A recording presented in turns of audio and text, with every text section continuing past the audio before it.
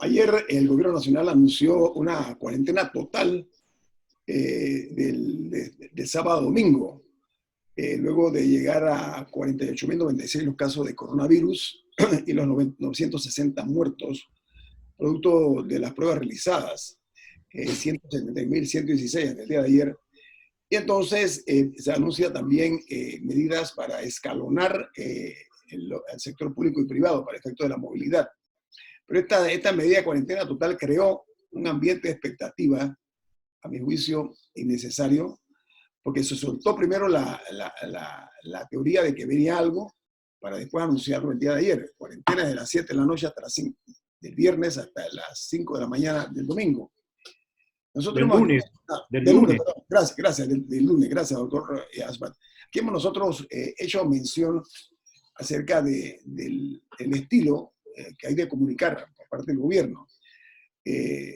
Pongo sobre la mesa esta decisión tomada ayer por el gobierno, si ustedes consideran que es suficiente para, en alguna forma, mitigar el impacto del coronavirus.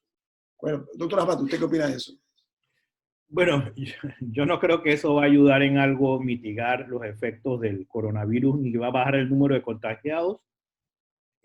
Creo que la medida es como tirar la toalla ya después de haber fracasado en su estrategia original. Lo que se pudo hacer en los primeros 2 meses de la cuarentena no se hizo por el alto nivel de movilidad social que existió con tantos salvoconductos en la calle.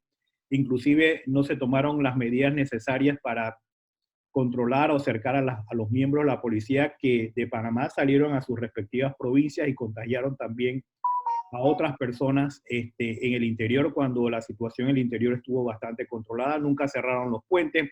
Así que todo eso que no se hizo en los momentos de cuarentena más estricta es muy difícil que se pueda hacer ahora cuando ya sabemos, y ayer los mapas lo demostraban, de que el contagio en Panamá ya es comunitario. Entonces, pretender reversar la situación exigiría una organización estatal mucho más efectiva, mucho más estricta en el sentido de ir limpiando provincia por provincia con un plan de trazabilidad que busque cada uno de los contagiados y entonces liberar provincias. Sería como un estado de guerra en donde tú entras por provincia y vas adelantando territorio.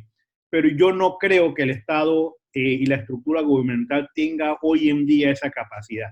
Hace 10 años no teníamos la capacidad para hacer un censo efectivo. Por primera vez en la historia fracasa un censo nacional y que demuestra ya desde entonces una gran debilidad de la burocracia panameña o de la estructura organizacional del Estado para emprender una labor a nivel nacional. Entonces, esto requiere una labor a nivel nacional muy extensa, muy importante, y no creo que hoy en día tenemos esto. Si ustedes se fijan, inclusive toda la estrategia de manejar esta crisis la están centralizando desde la ciudad de Panamá, y realmente es poca la descentralización en un tema tan importante. Si desde el principio hubiese sido descentralizada, yo creo que cada provincia hubiera podido tomar sus propias decisiones, así como lo hizo Los Santos y Herreras, que hoy en día no son consideradas áreas rojas.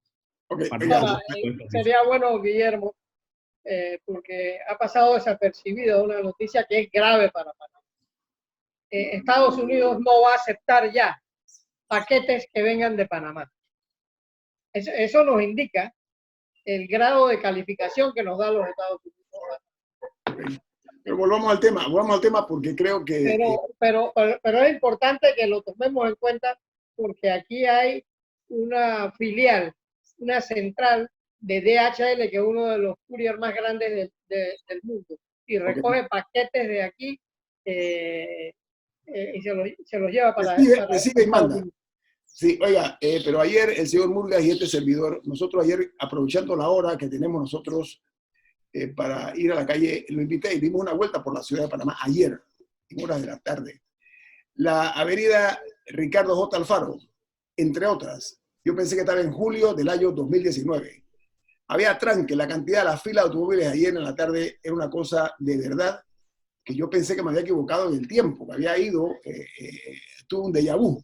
Entonces, doctor Ritter, nosotros aquí hemos sido críticos exactamente de que se habla de 700.000 salvoconductos, que me parece un exceso, pero yo he visto que, a mi juicio, lo que vi ayer me causó algún tipo de alarma, porque fue un exceso de automóviles, doctor Ritter. No sé si usted ha hablado de eso anteriormente. ¿Usted cómo la ve hoy día? Yo he hablado de eso y yo tengo la impresión de verdad de que la conferencia de prensa de ayer se hizo apurada, dada la inmensa cantidad de críticas que hubo el lunes y la cantidad de memes de que el aviso del aviso que voy a avisar. Y ayer, sin estar preparados para esa conferencia de prensa, sin tener el paquete de medidas, decidieron improvisar una conferencia de prensa, poner a los dos clubes cívicos que no se explicó bien cuál es el papel que ellos van a hacer en esta pandemia, que me pareció de verdad una improvisación al máximo. Mira, el domingo cuando el presidente hizo esa declaración filmada de que el lunes, martes o miércoles iba a decir algo, y el lunes no se hizo y hubo tal cantidad de críticas, y dijo que es que había estado reunido hasta por la noche. El lunes en la noche se volvieron a reunir para decir que va a haber un día más de cuarentena y que los empleados públicos ahora salen a las 5. Eso no tiene ningún sentido. Aquí hay algo más. Yo no digo, ni quiero ser alarmista, pero yo no, o a lo mejor era para desactivar la cantidad de bolas y rumores y de mensajes de WhatsApp que circulaban en el sentido de que iba a venir una cuarentena total por 15 días, etcétera, y lo desactivaron diciendo va a haber una cuarentena de un día más, que es el sábado. Pero aquí yo creo que nos esperan todavía, si no medidas más drásticas, nos esperan sí algunas medidas de alivio económico, porque esta situación, como está absolutamente fuera de control, está con unas cifras alarmantes en todos los órdenes, tanto de fallecidos como de nuevos contagios, como de porcentaje de positividad en las pruebas. Cuando tú tienes ese panorama, más el panorama económico que es desolador, francamente desolador,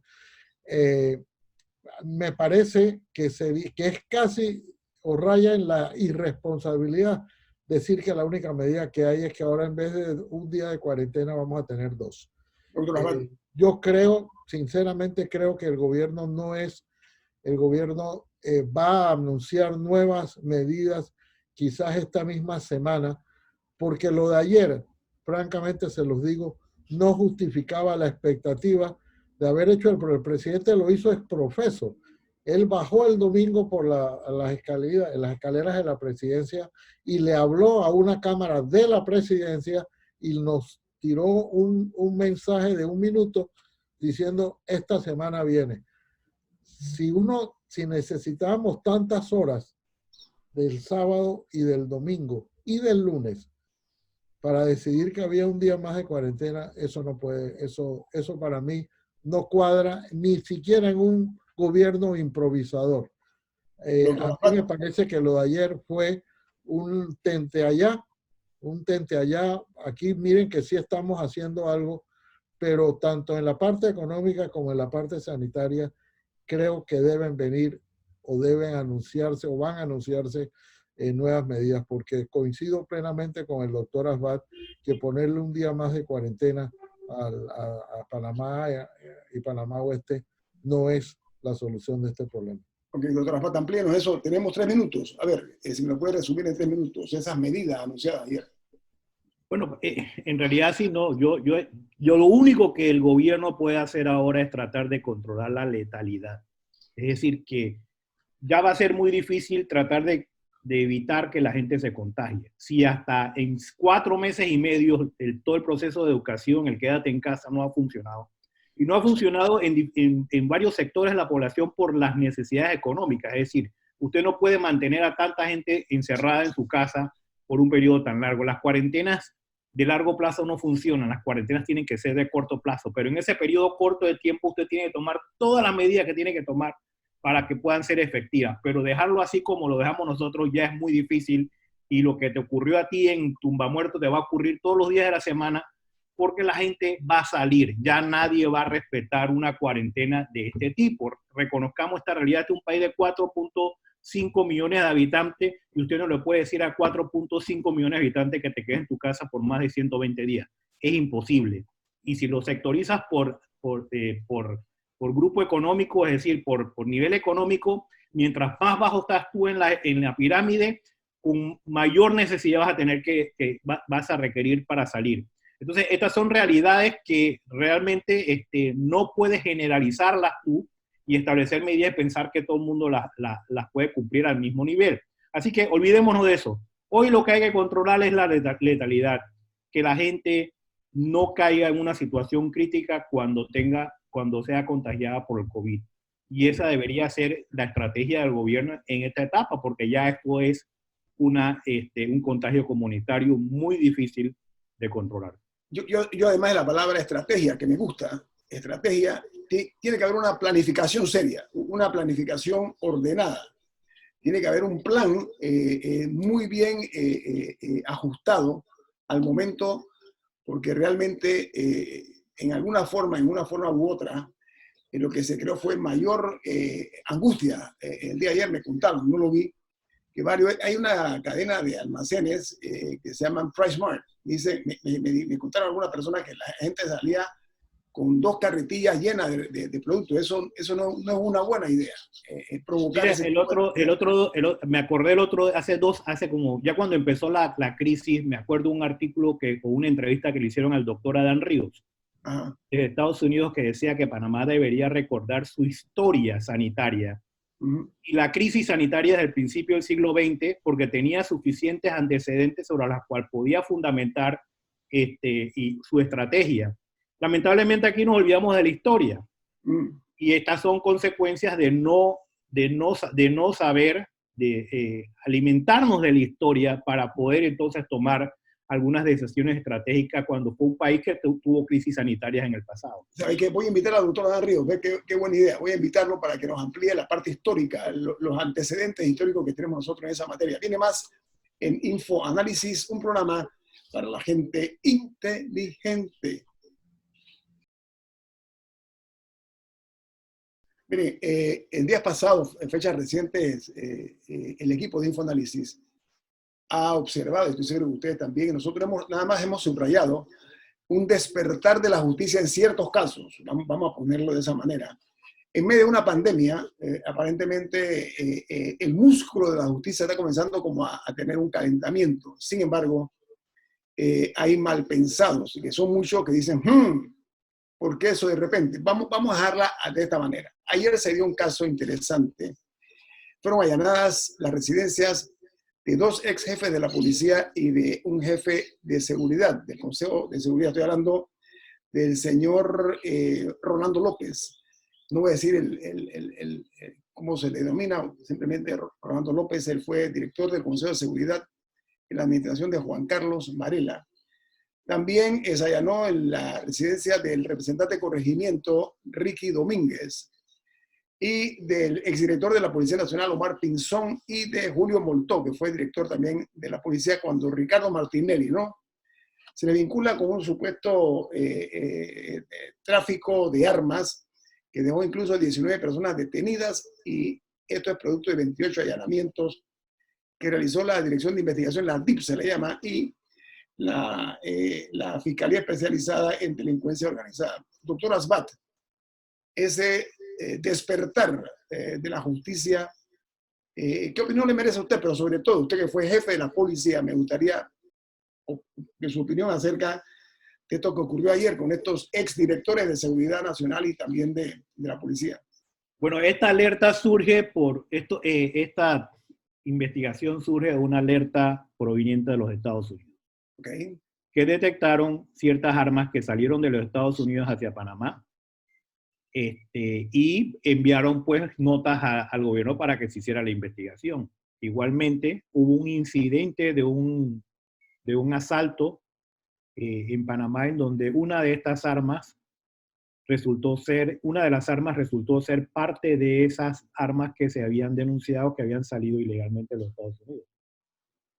y ahí se detectó de que las armas habían llegado a Panamá, pasaron todos los procesos, ingresaron como armas que entraban hacia los estamentos de seguridad y sin embargo terminaron en manos de terceras personas, que fueron algunas que las adquirieron y otras que se quedaron con algunas basado en un criterio de obsequio. Sin embargo, toda la tramitación dentro de un país que tiene una ley donde hay una veda de importación de armas, entraron como si fueran armas de los estamentos de seguridad. Entonces ahí hay una serie de hechos que está demostrando algún tipo de contubernio entre el Estado o las instituciones de seguridad en el tráfico ilegal de armas. Y eso es lo que se está investigando. Señor Murgas, ¿qué opina usted acerca de ese tráfico ilegal de armas y que se está argumentando por parte de uno u otro que fue un obsequio? ¿Usted qué opina de eso, don Rubén? No, eso, Guillermo, y es tal como lo dice, las armas salieron legalmente de Estados Unidos, salieron para Panamá, pero las armas de guerra, Guillermo, su único destino puede ser en manos del Estado. No puede ser que un arma, una ametralladora o subametralladora esté en manos de particulares. Entonces, eso es un problema. Gustavo Pérez pagó varios años de cárcel. El director de la policía. El director de la policía, porque le descubrieron una pistola automática. Un arma automática que dice que era un regalo de colección. Y por eso quedó preso varios años de cárcel. Entonces, aquí sencillamente es prohibir lo que tiene que prohibirse. ¿Cómo es posible que ahora resulta que todos los comisionados de policía son los destinatarios finales? O sea, la autoridad y jefes de la policía y subjefes y del Consejo de Seguridad son los destinatarios final de armas de guerra, Guillermo. Entonces, esas armas de guerra se las roban en un carro, quedan en manos del crimen organizado y se convierten, hay hasta alquiler de armas. Esas cosas se dan, Guillermo. El delincuente, cuando va a cometer un delito, tiene toda clase de facilidades. Hay gente que alquila las armas para los delincuentes. Entonces, ese problema es bien serio de Panamá. Nosotros creo que la definición que dio el doctor Alpat, de que es los Estados Unidos lo que le advierte a Panamá y no le quedó otro camino que descubrir la verdad, Guillermo. Y es triste decirlo, que todas vinieron con permiso de funcionarios del Estado. Doctor Ritter, a ver, Omar Pinzón, Julio Moltó, el otro que se le menciona también, Rolando López, no eran cualquier tipo de funcionario, eso es importante decirlo. Pero hablar de tráfico de armas, eso no es nada nuevo, doctor Ritter. Entonces, ¿qué queda ahora por hacer desde el punto de vista jurídico en esta denunciada situación de presunto tráfico de armas, doctor Ritter? Hay varios aspectos de esta trama. Uno es la reiteración de que los grandes escándalos nos vienen a nosotros de afuera y no los producimos nosotros adentro. O sea, no los descubrimos nosotros adentro. Este es uno más, como ha explicado el doctor Asbat, que otra vez tuvo que venir de los Estados Unidos y allá hay armas. Número dos, el actual director de la policía fue jefe de inteligencia policial, creo que es no sé cómo es la denominación exacta, pero es la parte equivalente a la inteligencia de la policía, de manera que él debe tener conocimiento de cómo es que se mueven las maracas allá dentro de la policía. Y era, número tres, siempre ha habido en los últimos años la onda, la bola, la noticia, la sospecha de que en la policía hay diferentes, voy a usar la palabra no en el sentido peyorativo, pero diferentes bandos, vamos a decir, para no decir bandas, bandos que obedecen o que responden a diferentes líderes dentro de la organización E incluso se habla mucho de que algunos de los cambios ministeriales que se han dado han sido producto de que uno de los bandos prevalece sobre el otro. Lo cierto es que allí hay me da la impresión a mí, repito, yo no tengo mayor información distinta de la que se ha dado, más la información que circula como se dice, en la vereda tropical, y es que hay esos bandos dentro de la policía, son los que producen este tipo de denuncias y de conocimiento, porque todos saben en lo que anda el otro. A mí me perturba de verdad que sean los que hayan sido los directores de la policía los que se vean involucrados en estos casos. Vi esta madrugada que por el abogado Herbert Young, que el caso de Ricky Domínguez ya fue desaprendido y salió sin ninguna medida cautelar. Pero el resto de las personas siguen en una investigación. Ayer hubo hasta un caso bastante bochornoso, creo yo, que fue que cuando fueron conducidos, en el caso de el señor Rolando López, el fiscal finalmente no apareció y que tiene que se pasó la audiencia para hoy. O sea, hay una cantidad de hechos oscuros, hechos que no contribuyen a la tranquilidad que debe tener la ciudadanía de que las armas que se importan a Panamá, que son armas de guerra, terminen donde tienen que terminar, que es en la policía, es en los estamentos de seguridad, y que no terminen en manos de los criminales. Mira, aquí yo tengo dos lecturas. La lectura es del hecho delictivo, del tráfico ilegal de armas, pero hay otra lectura adicional que quisiera poner en la mesa. No tengo, me da la opción de que muchas de estas armas fueron regaladas por el comerciante como un mecanismo para poder hacer otras cosas debajo de los regalos. Negocio, ¿me estás hablando? La impresión que me da. ¿Negocio? Sí, hay un negocio de tráfico, me da la impresión de que debajo de los regalos, porque a todas estas personas les regalaron una arma de alto calibre, pero debajo de eso era para materializar un negocio. Eso por una parte. O venderle armas al Estado legalmente también. O alguien. Que pasaron por aquí, me parece que hay un juego de eso. Segunda lectura es, desde el punto de vista político, esto es un tate quieto a la fuerza pública. Y yo creo que era necesario hacerle un tate quieto. Esto no es solamente un tema de bando, sino que aquí, en cierta manera, se ha roto con los frenos y contrapesos que se deberían tener con los estamentos de seguridad.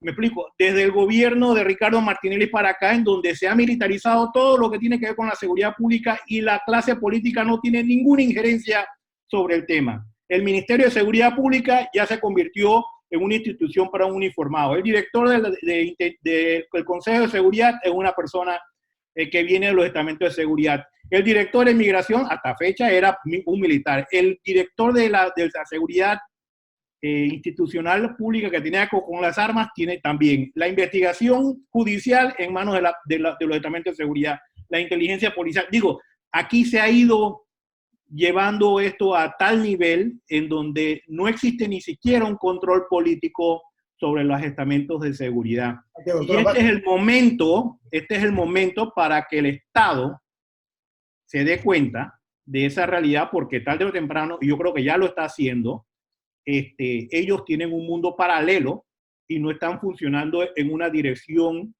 y hay que estar complaciéndolo constantemente. Ya no es un tema de dirección por razón de autoridad, sino por complacerlos para que puedan hacer alguna de las funciones o de las tareas a las cuales están encomendadas, y es un momento para hacer ese tipo de corrección. Es oportuno. Espere un momentito. Esto no se va a quedar así. Yo creo que nosotros, por la salud de la democracia y por la tranquilidad y la paz social, no podemos dejar ese análisis ahí, doctor Rapat. Regresamos con usted después del corte comercial. ex jefe de la policía, conoce muy bien las entrañas de esa institución desde que comenzó en democracia. Y lo que él dice vale la pena un análisis un poquito más profundo. Viene más aquí en Info Análisis, un programa para la gente inteligente.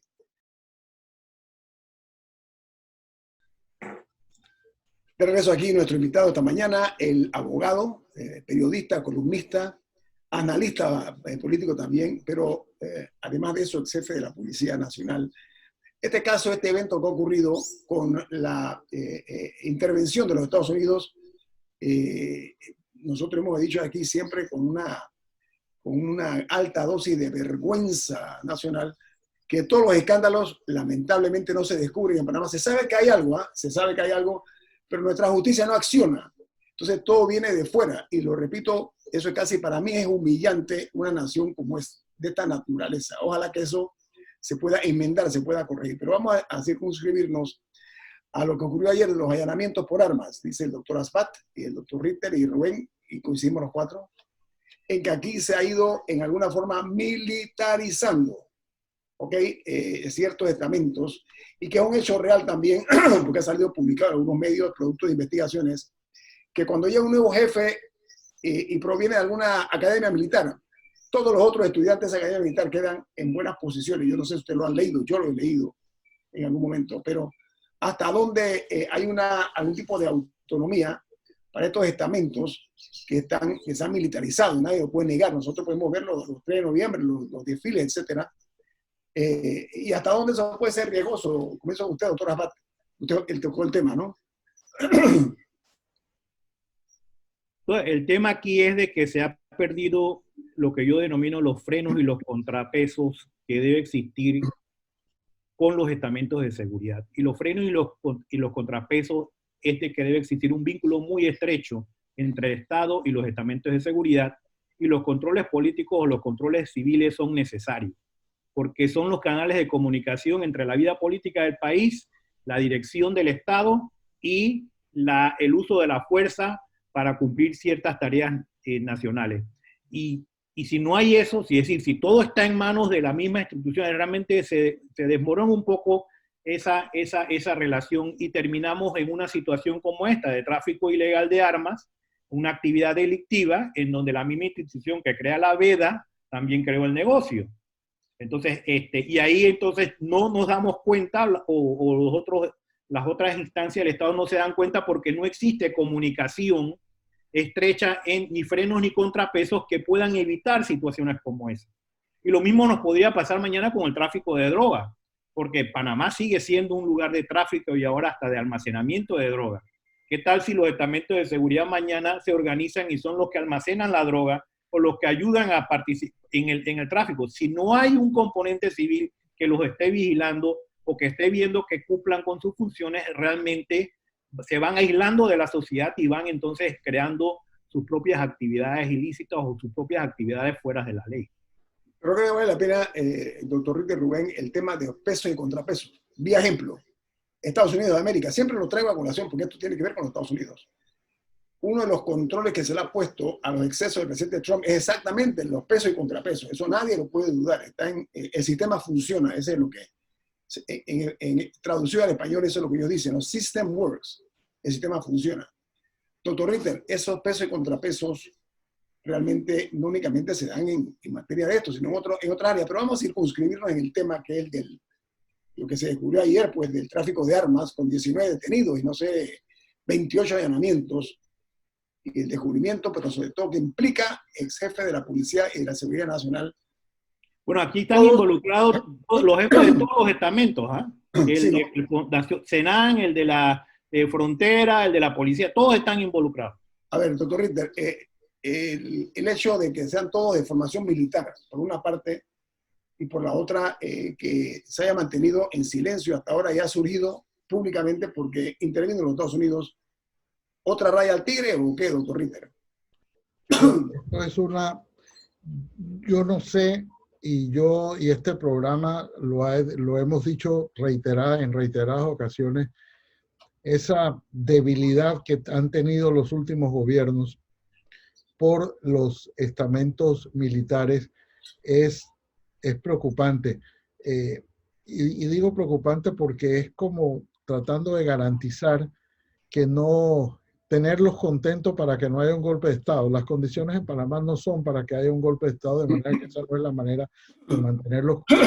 Pero si uno se pone a ver la cantidad de privilegios que tienen hoy los estamentos policiales, los estamentos armados, llamémoslo así, las instituciones armadas del país, superan por mucho aquellos privilegios que podían tener en la llamada dictadura militar. Entonces, cuando uno tiene unos comisionados que ganan más que los ministros y algunos más que el presidente de la República y que se jubilan con ese salario, cuando los magistrados de la Corte, los presidentes y todo el mundo se jubila con $2.500 como máximo, y aquí tenemos jubilaciones de 6.000 y de 7.000, ¿eso producto de qué es? Ese es el producto de querer mantener contentos a los uniformados, llamémoslo así. Y en ese prurito de mantener contentos a los uniformados, en buena parte se ha mirado para otra parte cuando se ha tenido conocimiento de estos hechos delictivos. Porque en algunos lados sí ha salido por allí alguna información de que que estaban involucrados altos mandos de los militares, pero que nunca realmente se investigó, nunca realmente se llegaba al fondo del asunto para no crear olas, para no crearle descontento a la fuerza militar. Y eso yo creo que ha sido uno de los pecados, ese ha sido uno de los contrapesos que no se ha tenido, y todo lo contrario, han ido ganando espacio ya en las posiciones antes reservadas a los civiles, ahora la han ido adquiriendo también los militares, hasta que llegó el punto que es donde uno no quiere llegar, que fue que Estados Unidos hizo la denuncia. Digo, hey, ¿saben qué? Allá está pasando algo, no nos gusta, miren a ver qué hacen. Entonces, ya miramos para ver qué hacer. Entonces, esa es la parte, la carencia de institucionalidad que nosotros hemos ido perdiendo y perdiendo cada vez más, pero por la amplísima discrecionalidad que tienen los presidentes. Aquí los presidentes aumentan los salarios de un plumazo a toda la fuerza pública, a todos los comisionados, y aquí hay entidades públicas, funcionarios del Estado que tienen años, décadas, que no tenían un aumento de salario, y nosotros hemos tenido 4 y 5 aumentos en un mismo periodo presidencial. Miran por dónde van los salarios, pero sobre todo miremos por dónde van esas jubilaciones, para que vean si aquí en Panamá no se ha creado ya, aunque lo neguemos y aunque en la Constitución esté proscrita, que aquí ya no hay, como en otros países, una verdadera casta militar. Y se jubilan con el último salario, un salario desproporcionado y con tan solo 47 años de edad, doctor Ritter. Eso es lo grave y el súper privilegio que tienen las Fuerzas Armadas panameñas.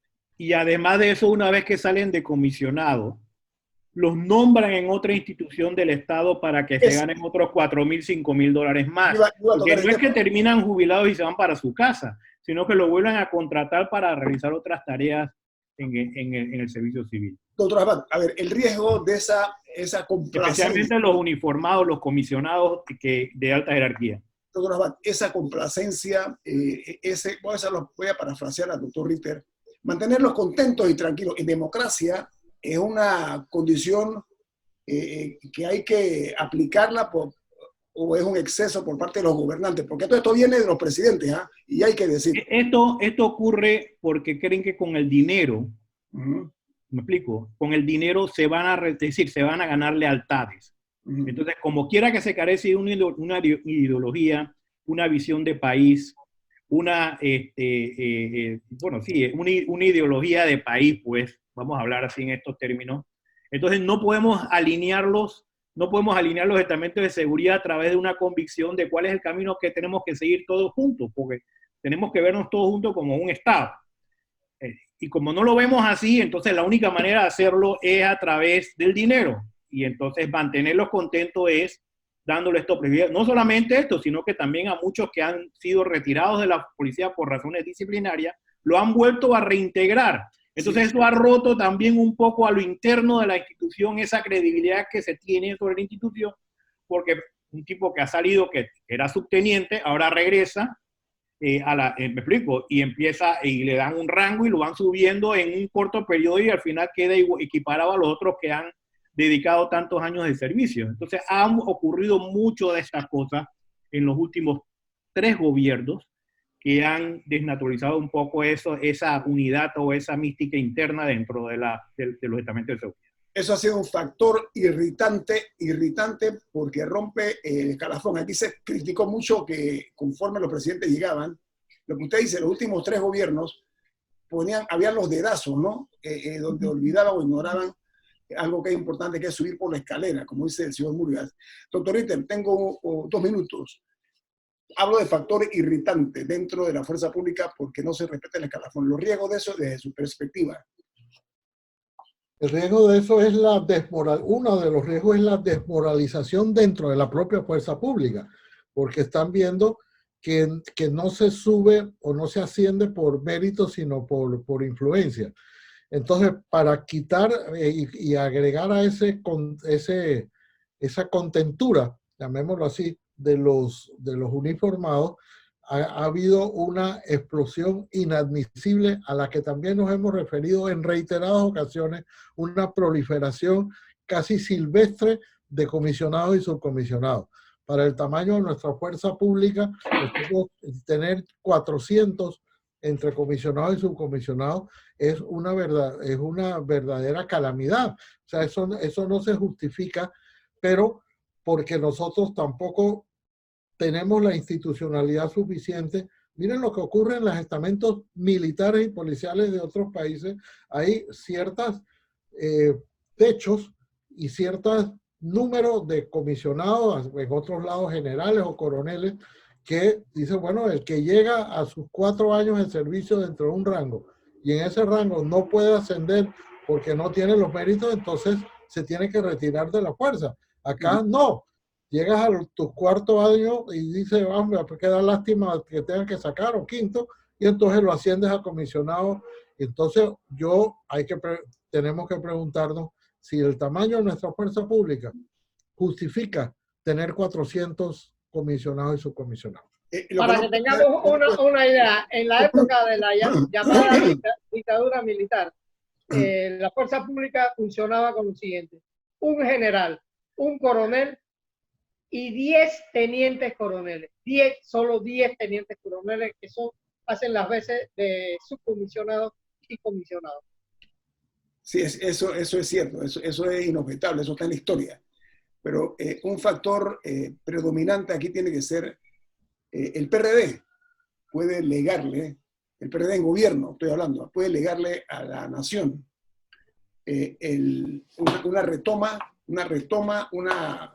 una fórmula que vuelva a poner a la fuerza pública en el lugar que le corresponde y que se merece, sin excesos, sin esa manera de intentar fidelizar. Fidelizar, quiero hablar de que sean fieles al presidente de turno. Ese tipo de prácticas han sido muy nocivas. Hay que buscar la manera ya de corregir esos turbios hechos que hoy vemos el resultado. Este es el momento de pagar. Y este es el momento de tomar esas decisiones y hacer una investigación profunda y que caigan los comisionados que tengan que caer y los exdirectores de la policía o del Senan o del Senafront que estuvieron envueltos en este tráfico. Este es el momento de proseguir con la investigación penal y a la vez hacer todos los correctivos y estructurar de nuevo todo el tema de la seguridad. Miren que ya estamos pasados, pero quiero decir algo. Es una gran oportunidad para el PRD en gobierno, precisamente, que sea un legado que deje el presidente Laurentino Cortizo, que aquí la justicia sea igual para todos. Estoy de acuerdo con lo que dice el doctor Abad, y la posición también de nosotros 3. Doctor Abad, gracias por estar con nosotros aquí esta mañana en InfoAnálisis. Ha sido usted muy amable de compartir su conocimiento y experiencia. Gracias. El equipo de InfoAnálisis. Rubén Darío Murgas. Eduardo Ritter. y Guillermo Antonio. Ya nos vamos. Gracias.